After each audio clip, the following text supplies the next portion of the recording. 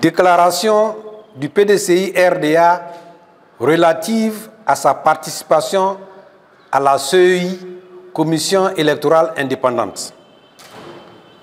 Depuis plusieurs années, le PDCI-RDA, les coalitions des partis politiques de l'opposition et les organisations de la société civile demandent l'instauration d'un dialogue politique en vue d'examiner les différentes questions relatives au processus électoral en vue de permettre l'organisation d'élections inclusives, crédibles et transparentes.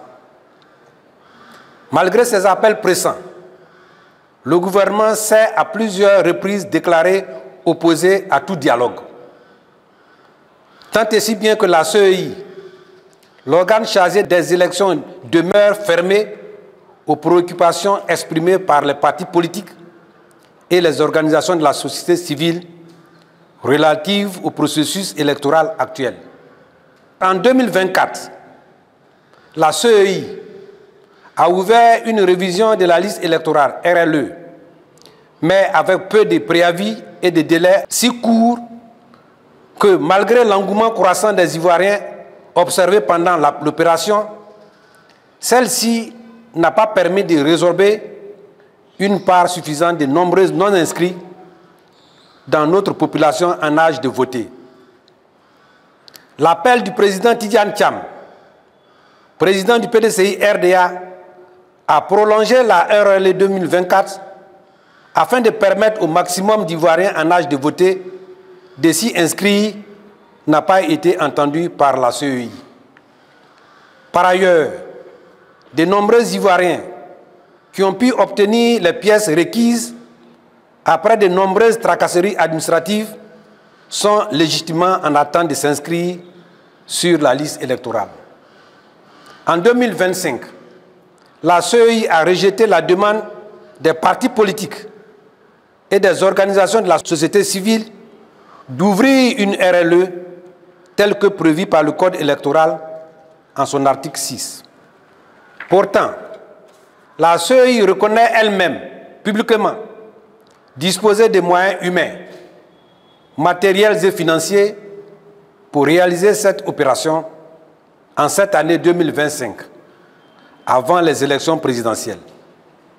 L'analyse réalisée par le PDCI-RDA et ses alliés sur la liste provisoire du 17 mars 2025 montre, comme il fallait s'y attendre, plusieurs irrégularités inacceptables, dont les plus remarquables sont entre autres 1. Des inscrits qui n'ont pas de prénom, de date de naissance, de lieu de naissance ou de père. 2. Des mères ayant plus de 50 enfants chacune. 3. Des électeurs plus âgés que leurs parents. 4. Plus de 2 millions d'inscrits dont les enregistrements sont suspectés d'être des cas frauduleux. 5. De nombreux morts. Cette liste est loin d'être crédible.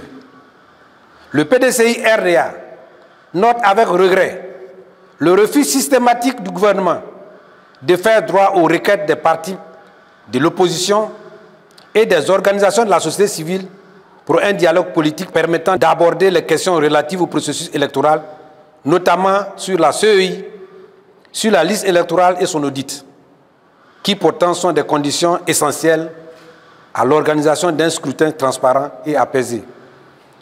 Au regard de ce qui précède, le PDCI-RDA, prenant l'opinion nationale et internationale à témoin, ne saurait tolérer les nombreuses insuffisances de la CEI et son incapacité avérée à organiser des élections justes, inclusives, transparentes et crédibles. Face au refus systématique du dialogue politique pour améliorer un système décrié par tous, exception faite du parti au pouvoir qui y trouve son compte, le PDCI-RDA demande, dès cet instant, à son représentant de suspendre sa participation aux travaux de la CEI centrale jusqu'à nouvel ordre. Cette instruction ferme étant valable pour tous ses représentants intervenant dans les structures locales de la CEI.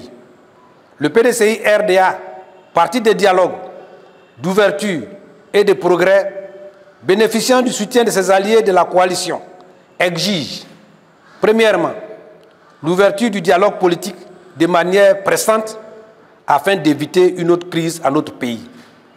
Deuxièmement, la réforme de la CEI en vue de la rendre totalement indépendante. Troisièmement, l'audit du fichier électoral. Fait à Abidjan le 11 avril 2025, le président Tidjane Thiam, président du PDCI RDA, est par ordre le porte-parole. Je vous remercie.